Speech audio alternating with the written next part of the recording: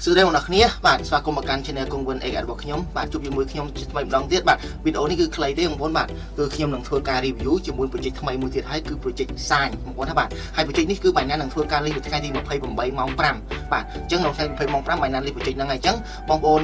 មុននឹងវិនិយោគលើ project ហ្នឹងបងប្អូនគួរមើលវីដេអូខ្ញុំឲ្យចប់សិនថាតើ project ហ្នឹងគឺជា project ប្រភេទណាតែយើងគួរអាចវិនិយោគជាមួយវា long term បានដែរទេបាទហើយខ្ញុំក៏ប្រាប់បងប្អូនពីរបៀបនៃការទទួលបាន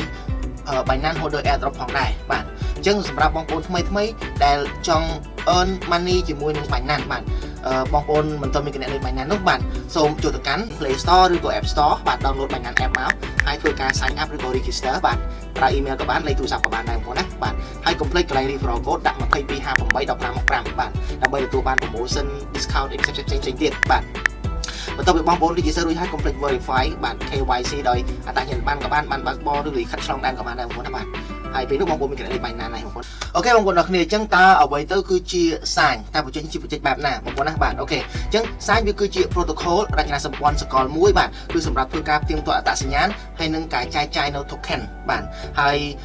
កាសាញត្រូវបានបង្កើតឡើងតាំងពីឆ្នាំ2021មកម្លេះបាទដែលហៅថា ETH សាញបាទដែលវាត្រូវបាន rebranded ឬក៏បដូរឈ្មោះទៅជា Sign In នៅឆ្នាំ2024ហើយ project នេះបាន raise fund ចំនួន$32 លានពី Sequoia Cap បាទ US China India NC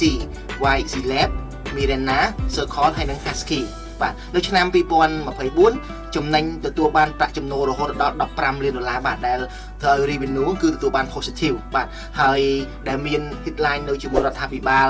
UAE បាទ United Arab Emirates បាទនិង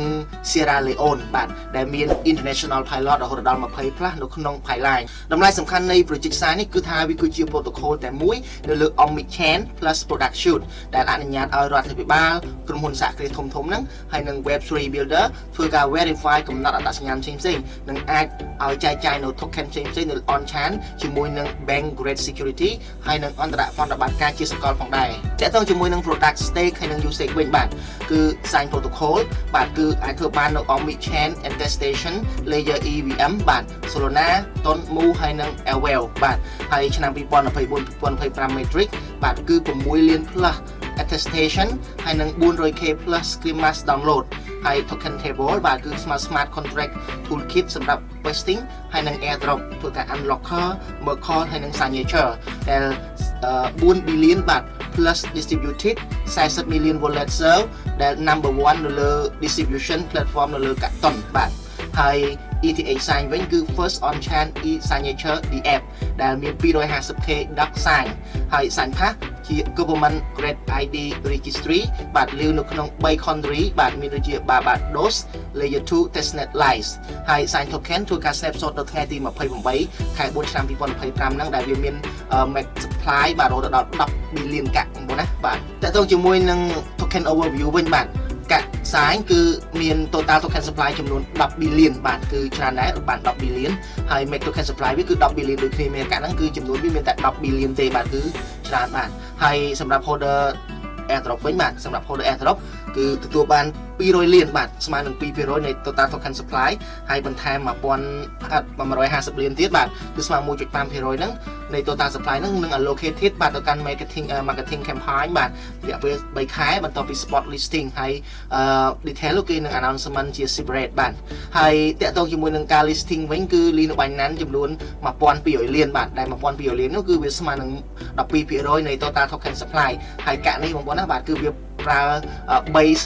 smart contract បាទគឺប្រើ network Ethereum ផងប្រើ network BNB Binance Smart Chain ផងហើយនិងប្រើ network Base ផងបាទគឺវាប្រើបាន network 3ហើយ community incentive ទទួលបាន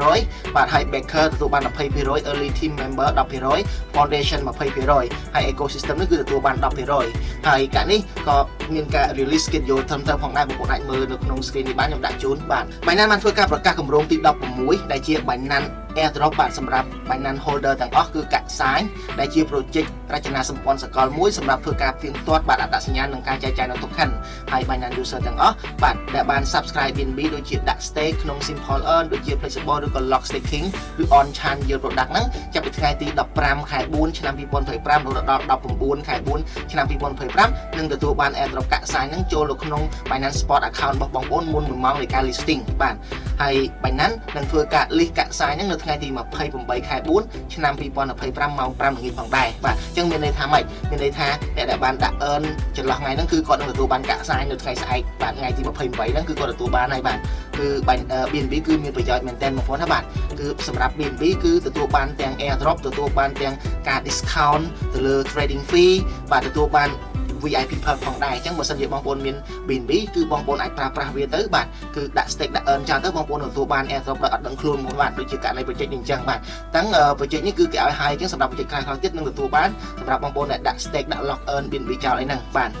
អូខេអរគុណច្រើនបងប្អូនគ្នាសម្រាប់ទស្សនាវីដេអូមួយនេះគឺវីដេអូហ្នឹងតែប៉ុណ្្នឹងទេបាទបើសិនជាបងប្អូនមានចម្ងល់ឬសំណួរអ្វីបាទអាច join community ខ្ញុំខាងក្រោមអាចឆាតសួរខ្ញុំបានបាទអូខេជួបគ្នាវីដេអូក្រោយអរគុណបាយបាយ